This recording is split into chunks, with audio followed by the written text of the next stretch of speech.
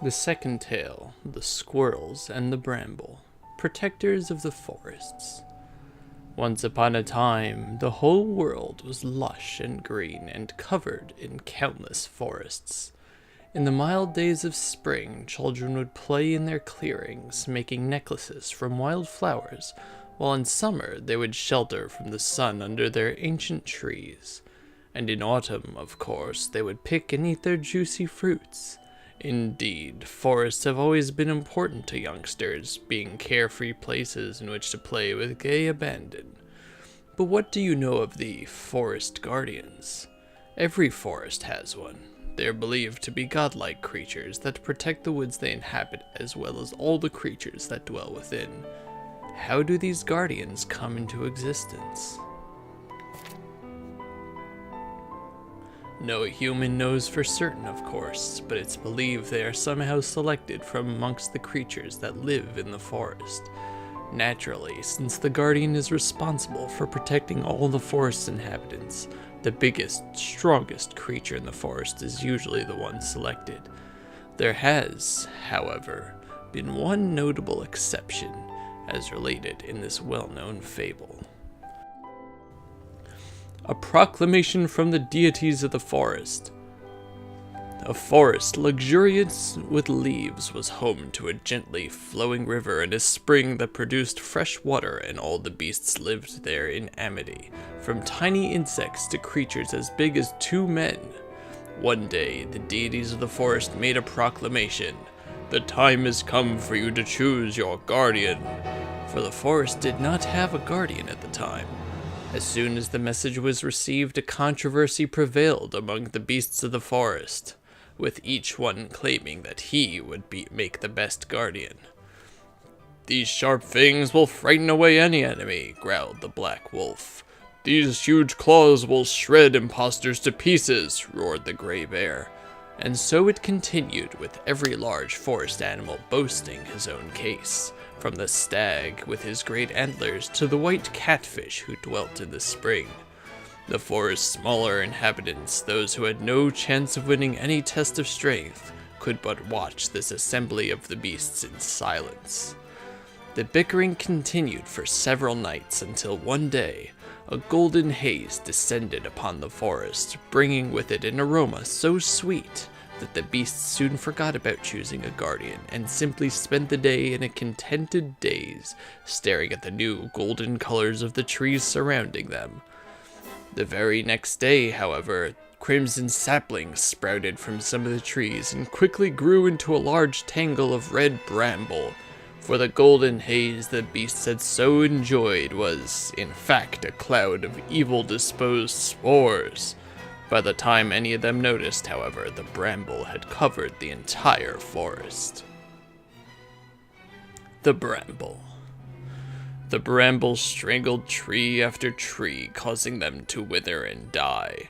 It seemed only a matter of time before the entire forest would be quite devoid of life.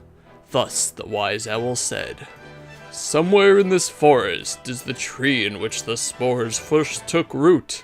That tree is the source of this terrible bramble. Cut off its source and the entire thicket will wilt." Desperate to save their forest, the black wolf and the gray bear resolved to find the tree that the wise owl had mentioned. However, the bramble had grown so thick and so dense that their great bodies simply would not pass through it. It was time for the smaller forest creatures to come to the fore, the ones who abstained while the other beasts had bickered and boasted about who was strongest. And so the mottled snake slithered through the bramble, moving deep into the forest in search of the tree where the first spores took root. "Alas, the bramble wraps the tree completely," hissed the snake. "We shall need to cut through it somehow, but I have neither claws nor teeth, only this forked tongue." Upon hearing the mottled snake's report, the blue woodpecker leapt into action. "I shall peck through the bramble in no time," he chirped with confidence. But as he neared the tree which the mottled snake had described, the bramble became too thick, and he was quite unable to spread his wings, let alone fly close enough to peck at the bramble, and thus he went back dejected. That was when the field mice and the squirrels rendered their assistance. "These sturdy front teeth of ours shall gnaw through the bramble," squeaked the field mice.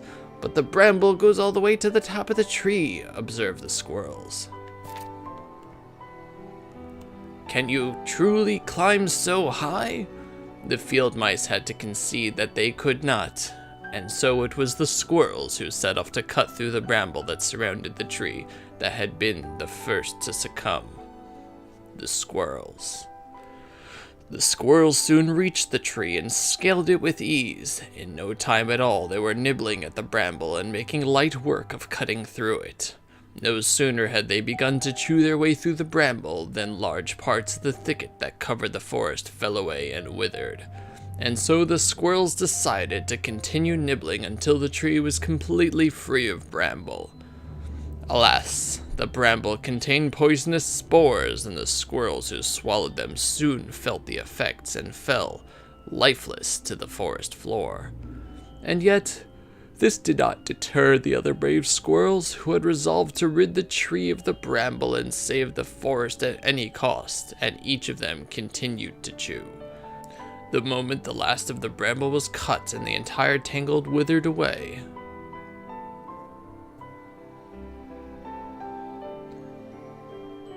the last remaining squirrel fell from the tree, dashing its head upon the ground. The squirrels had saved the forest. When the black wolf and the gray bear were finally able to wade through the dead bramble, they came across the bodies of the dead squirrels and let out terrifying cries. The guardian. As the animals' cries rang out, the squirrels' souls floated from their bodies as pure orbs of light. The black wolf and the gray bear watched in amazement as the orbs floated into a hollow in the tree, bringing it back to life. The deities of the forest had spoken. The squirrels were the forest's true guardians. Though they were among the smallest and weakest of the beasts, their courage was greater than all of the largest creatures. Size has no bearing on a creature's stature.